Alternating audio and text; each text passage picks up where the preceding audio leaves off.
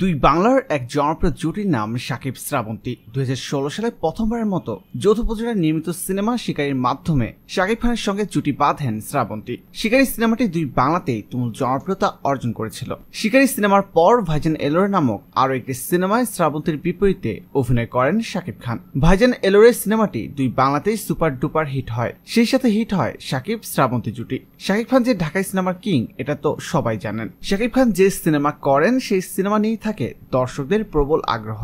একটা সময় শুধুমাত্র ঢাকাই সিনেমা ইন্ডাস্ট্রিতে জনপ্রিয় হলেও শাকিব এখন ভারতের কলকাতার সিনেমা ইন্ডাস্ট্রিতেও তুমুল জনপ্রিয়। কলকাতার প্রযোজক পরিচালক থেকে শুরু করে জনপ্রিয় তারকারা অনেকেই এখন শাকিব খানের প্রশংসা করছেন। সবাই শাকিব খানের লুক এবং অভিনয়ে মুগ্ধ। সম্প্রতি একটি অনলাইন সাক্ষাৎকারে শাকিব খানকে নিয়ে শ্রাবন্তী বলেন, শাকিব খুব গুড লুকিং একটা ছেলে, ওর মতো গুড লুকিং হ্যান্ডসাম হিরো খুব কমই আছে। এ সময় তিনি আরো বলেন, বাংলাদেশের শাকিবের জনপ্রিয়তা প্রচুর, আমি ওকে দেখে সত্যি মুগ্ধ।